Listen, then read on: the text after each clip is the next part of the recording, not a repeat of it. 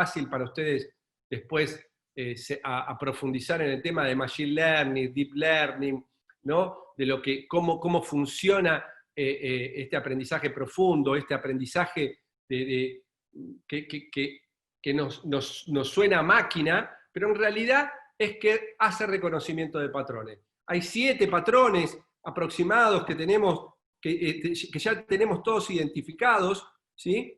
Que son los de reconocimiento, de conversaciones humanas y de interacción, de hiperpersonalización, o sea, hay un patrón de hiperpersonalización que van descubriendo. El de reconocimiento, bueno, ya reconoce si estás contento, si no estás contento, quién sos, ¿sí?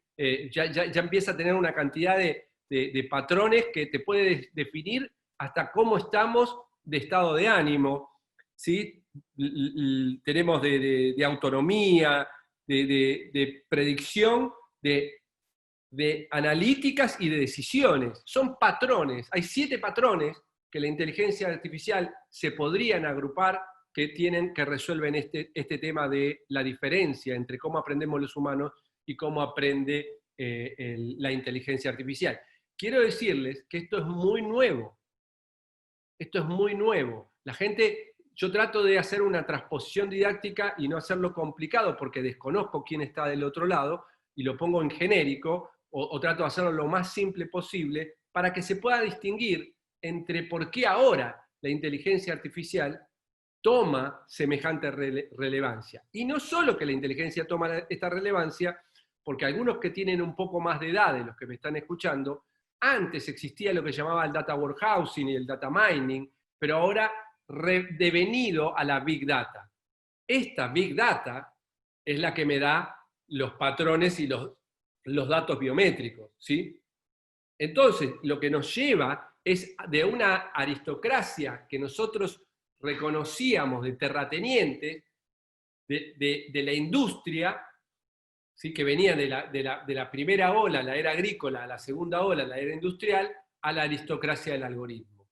Pero con una diferencia.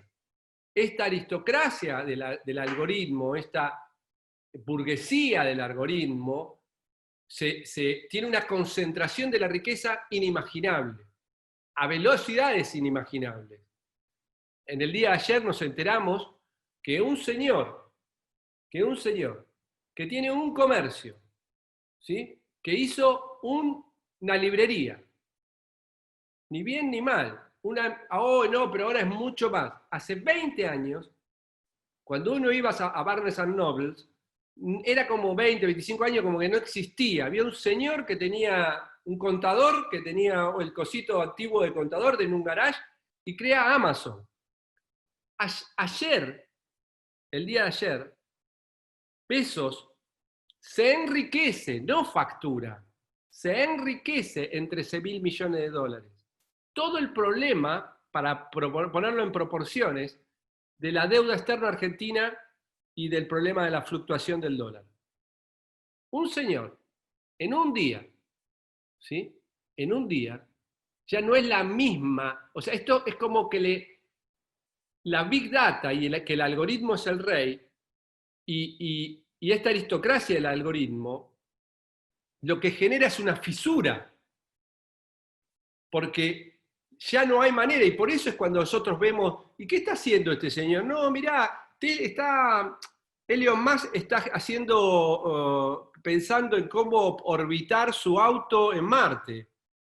Y nosotros ni nos preguntamos cómo orbitar, cómo una persona, ¿eso no lo hacía la NASA? ¿Eso no lo hacía el Estado norteamericano? No, y ahora manda un cohete, ¿viste? Como en las películas y lo trae. No, el tipo ya lo trae lo baja.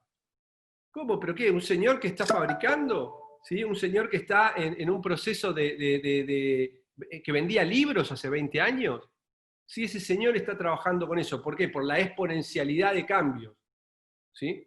¿Por qué? ¿Pero por qué tiene ese poder? ¿Por qué tiene ese superpoder? Por la Big Data. Porque él sabe los patrones. Él ya ahora es como que leyera la mente de todos nosotros. Ya sabe para dónde. Por eso les decía que uno de los patrones es el predictivo de análisis y decisiones. De hecho, ustedes no se habrán dado cuenta que ustedes hablan de un tema y en Instagram, que es muy básico esto que les estoy diciendo, son más grandes, hoy ya son más grandes, ya no son transnacionales, ya no son empresas transnacionales, ya ni discuten si ellos van a tener de mercado, el tema es si ellos tienen 3.000 o 4.000 millones de usuarios, que obviamente le da esa ingeniería, y por eso es esta preocupación, porque en ese mundo es que van a tener que vivir nuestros jóvenes. Entonces, la pregunta que yo me hago, porque también estamos viendo que mientras ese señor gana 1.300 millones de dólares, Francia, no Argentina, Francia, se le va a caer el 10%, el 13% del Producto Bruto Interno por la pandemia, obviamente, bueno, es un tema excepcional, pero eso va a significar entre un 10 a un 15% de paso de la clase social media-baja a la pobreza. En Francia. En Argentina se estima que puede llegar a ser el 20%, la caída de un Producto Bruto Interno de un 13%. Y estas compañías ni mosqueadas. Es más, crecen en valor, crecen en valor, crecen en valor. Más pandemia, más valor, más valor. Ahora, ¿por qué mi planteo es si estamos frente a una humanidad aumentada o una humanidad reducida? Porque la pregunta que nos tenemos que hacer es si esta inteligencia artificial va a oficiar de inteligencia aumentada de nuestra inteligencia biológica de solo algunos o equitativamente de todos. Y esto ya entra en discusiones de órdenes mundiales, porque no la podés pelear más solo.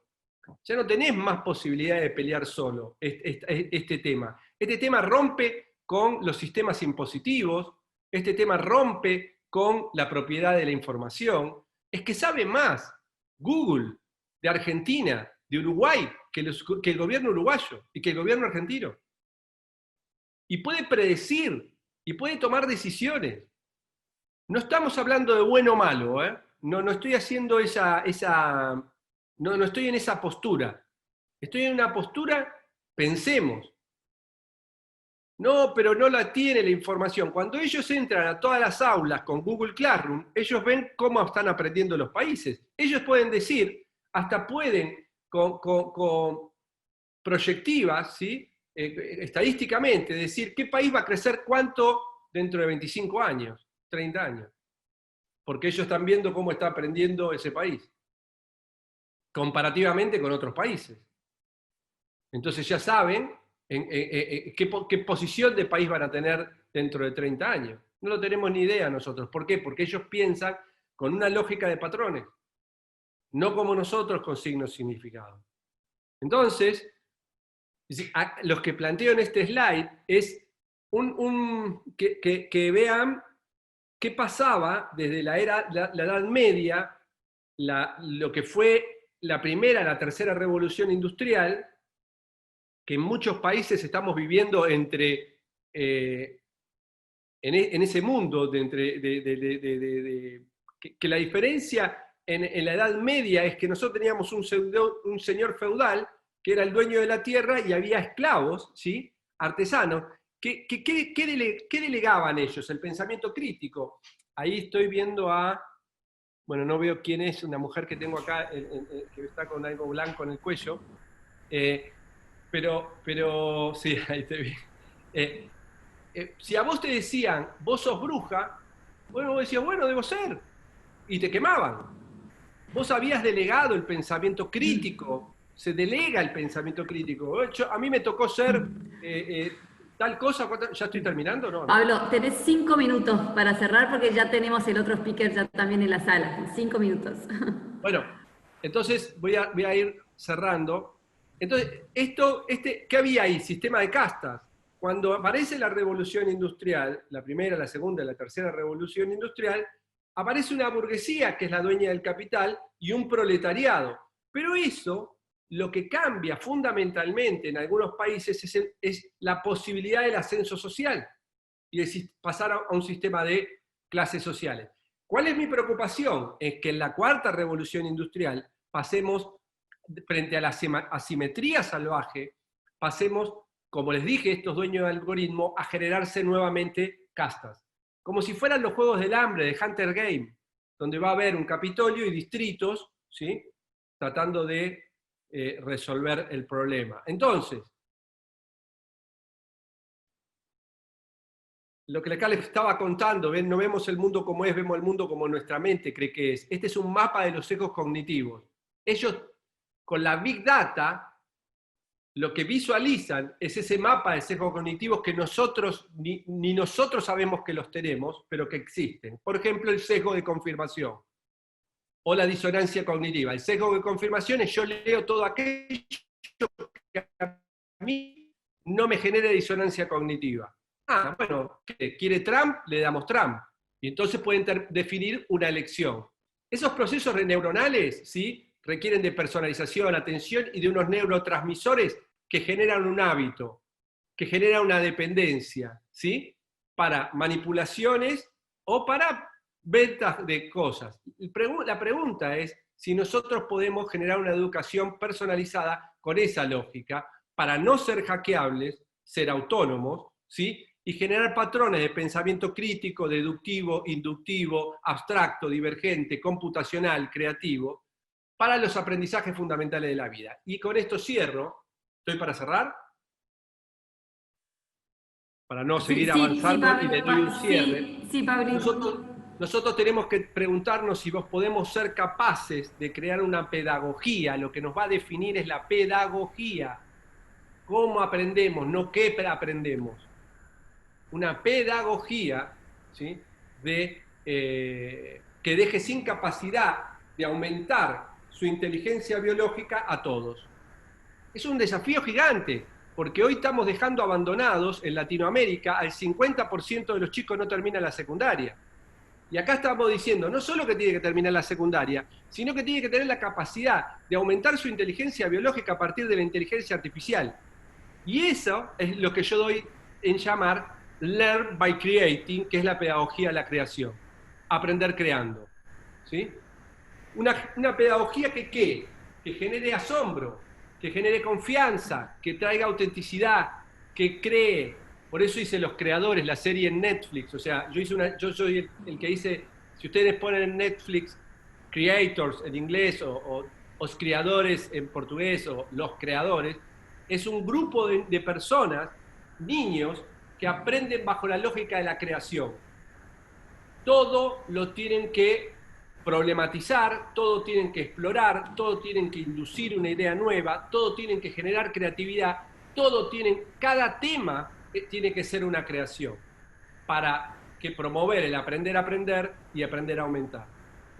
Más imaginación, más creatividad y más innovación. Esa es la única posibilidad que tenemos de que no sucedan los abismos que les mostré, a los que tiende esta asimetría salvaje que estamos viviendo. Buenísimo, Pablo. Si querés dejarnos algún lugar donde te podemos conectar, si es a través de LinkedIn o alguna red social. En Twitter tengo P-Aristizábal. ¿Sí? P-Aristizábal, eso tengo en Twitter, que es más o menos lo que voy leyendo o lo que voy haciendo, lo pongo ahí. En la URL que ustedes pueden entrar para tener todos los temas, 30.000 recursos que nosotros usamos, es aprenderencasa.com.ar. Ahí ustedes tienen 30.000 recursos, toda la primaria, trilingüe, toda la secundaria, para poder hacer, y postsecundaria. Ahí hay temas de inteligencia artificial. Esa es Aprender en Casa. Y en LinkedIn soy Pablo Aristizábal. Nada. Buenísimo, Pablo, te manda saludos el Topo, te agradece muchísimo que te hayas sumado y ahora si querés quedarte, le vamos a pasar, ahí te están diciendo muchas gracias, ahora viene... Bueno, gracias a todos, espero haber sido, es corto el tiempo para hablar de un tema tan complejo, pero bueno. Súper, estamos así tipo snapshots, así, bueno, la idea es esa, ir buenísimo. por una pedagogía de la creación. Muchísimas gracias.